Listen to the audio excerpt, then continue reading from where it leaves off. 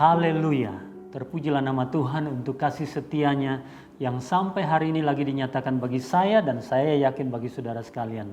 Saya percaya saudara bisa angkat jempol dan mengatakan Tuhan itu baik dan memang Tuhan itu baik. Kalau sampai hari ini kita masih bisa mengalami kehidupan yang diberkati, mengalami kehidupan yang berkecukupan, mengalami kehidupan yang berkemenangan meskipun ada tantangan-tantangan yang kita hadapi di dalam hidup ini, baik pribadi maupun keluarga, pekerjaan, saya yakin itu karena kebaikan Tuhan. Kita kembali memasuki atau bersama-sama masuk dalam perenungan firman Tuhan di dalam seri Menjadi Bejana Kekudusan dalam Kristus. Dan hari ini merupakan seri terakhir dari topik bejana yang berharga. Sebelumnya mari kita satu di dalam doa. Bapa di surga, kami mengucap syukur, mengagungkan Engkau untuk kebaikan-Mu yang sudah kami alami sampai dengan hari ini. Kami bersyukur untuk kasih setia-Mu dan saat ini kami datang kepadamu untuk memohon kiranya Engkau berkenan berbicara kepada kami melalui perenungan firman Tuhan yang kami ikuti bersama. Terpujilah Engkau dalam nama Tuhan Yesus, firman Allah yang hidup. Kami berdoa. Amin. Amin. Demikianlah tinggal ketiga hal ini, yaitu iman, pengharapan, dan kasih.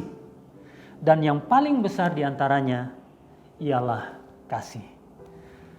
Sebagai bagian terakhir dari seri ini atau topik ini, bejana yang berharga, saya ingin mengingatkan kepada kita sekalian bahwa sebagai bejana yang berharga di mata Tuhan, kita adalah orang-orang atau ciptaan yang diciptakan Allah menurut peta dan teladannya, menurut gambar dan rupa Allah.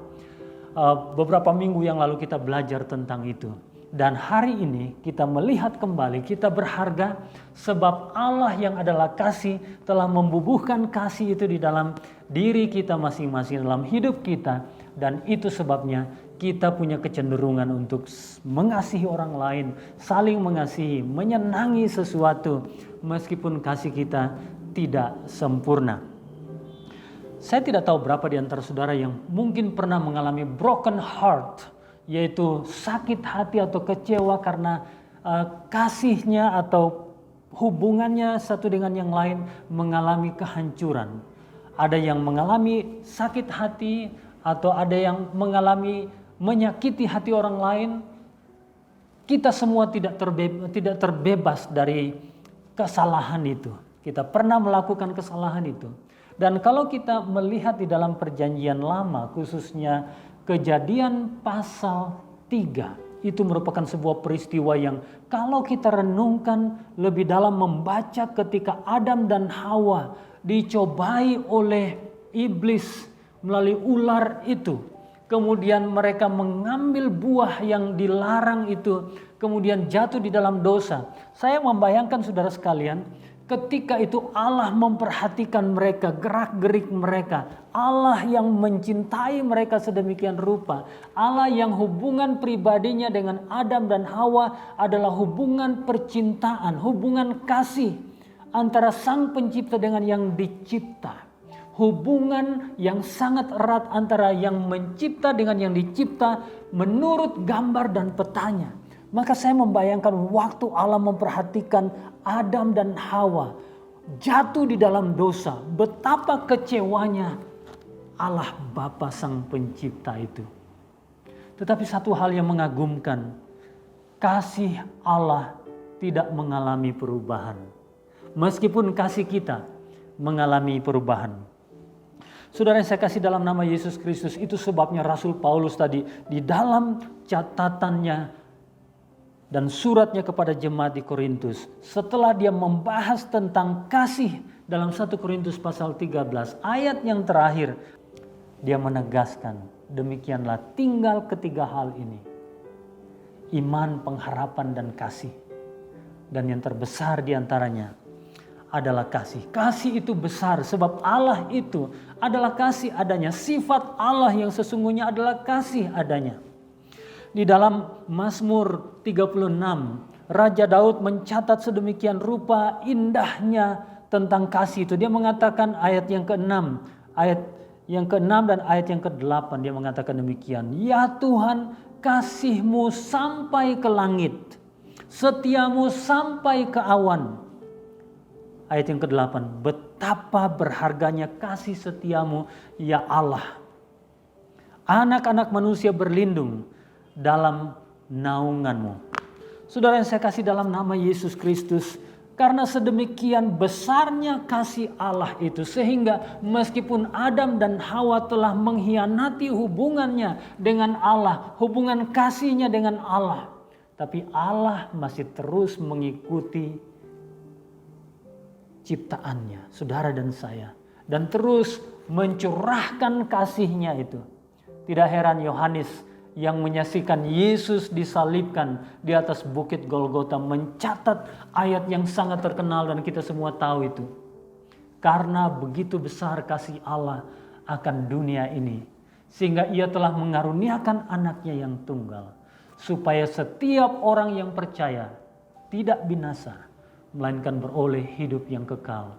Oh saudara-saudara sekalian, kasih Allah yang sempurna itu ingin memulihkan kehidupan kita supaya kasih kita juga disempurnakan kembali. Sehingga kalau kasih kita dipulihkan kembali, maka kita akan selalu mengalami kerinduan untuk berjumpa dengan Tuhan.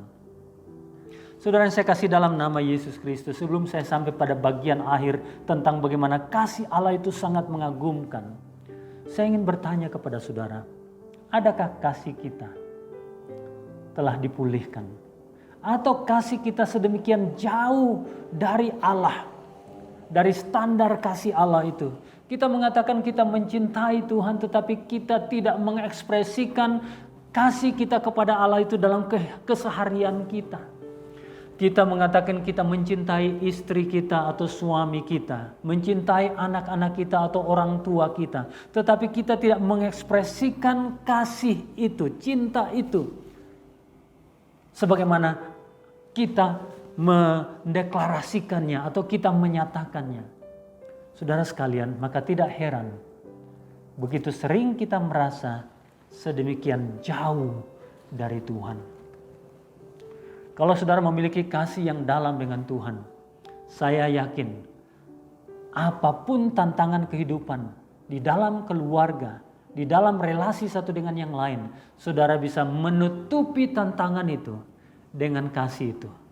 Baik itu tantangan jarak, mungkin ada keluarga yang sedemikian jauh, saudara tidak akan terputus hubungannya. Seperti Allah tetap mengikuti Adam dan Hawa dan keturunannya generasi ke generasi, mengikutinya dengan kasihnya yang kekal. Saya kasih gambaran, pernah suatu waktu saya bukan harus sebetulnya, saya mengambil keputusan, saya naik sepeda motor untuk pergi mengunjungi calon istri saya yang jaraknya pada waktu itu bukan lewat jalan tol, lewat jalan biasa sekitar 147 km lebih kurang saya mencatat. Saya masih agak ingat saudara sekalian, saya naik sepeda motor untuk pergi sekedar berjumpa.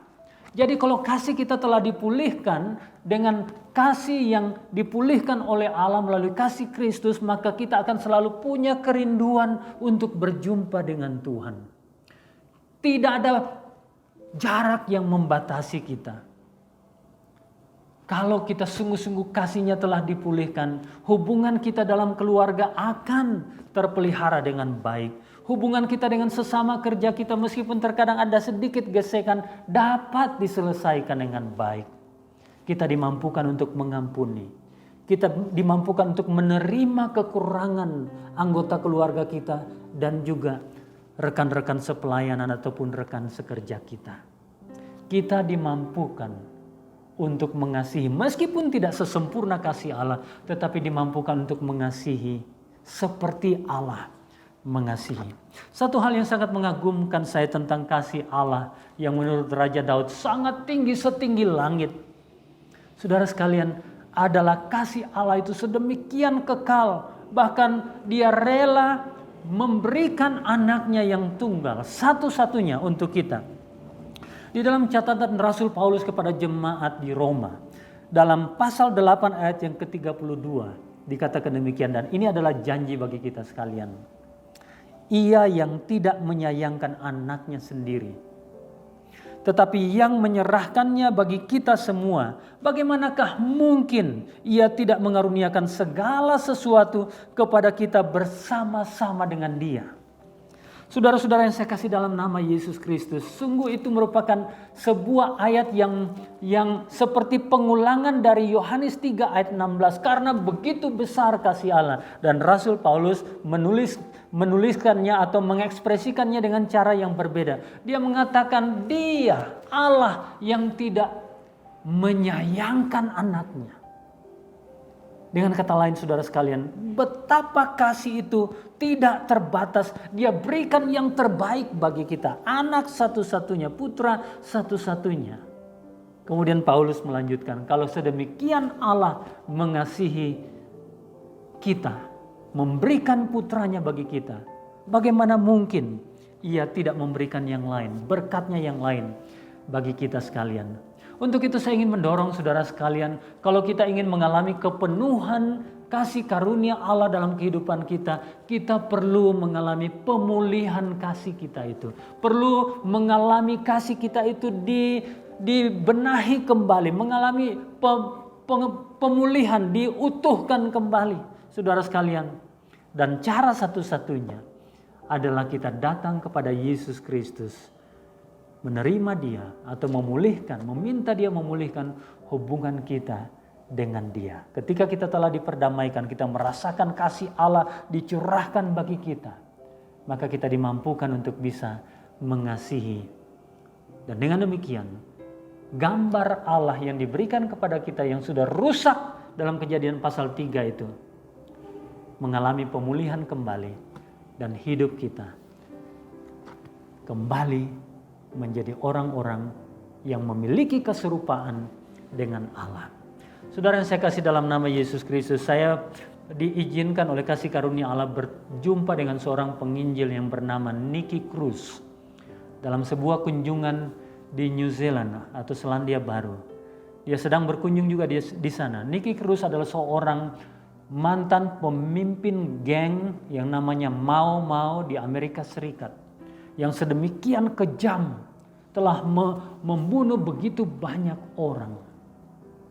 Tetapi ketika dia berjumpa dengan Tuhan, dia dimampukan untuk mengasihi musuh-musuhnya. Dan saya merasa terkagum di dalam kesaksiannya. Dia mengatakan, saya bisa melakukan ini hanya karena kasih Allah telah dipulihkan kembali di dalam hidup saya. Kiranya saudara-saudara sekalian mengalami kasih itu lagi dalam hidup saudara, maka kehidupan saudara akan mengalami kelimpahan kasih karunia Allah. Tuhan memberkati kita sekalian. Haleluya. Kita berdoa. Bapa di surga, kami bersyukur kepadamu untuk firman-Mu yang mengingatkan kepada kami bahwa Engkau telah memberikan segalanya bagi kami. Meskipun engkau dikecewakan oleh Adam dan Hawa, oleh umat manusia, termasuk kami yang jatuh di dalam dosa, tetapi kasih-Mu tetap dicurahkan bagi kami. Dan untuk itu kami berdoa, kiranya kalau ada di antara kami yang kehilangan kasih, atau mengalami kasih-Nya tidak sempurna, atau mengalami kehidupan yang tidak sanggup mengasihi, kami berdoa ya Bapa, pulihkanlah kasih mereka. Di dalam nama Yesus Kristus, pulihkanlah.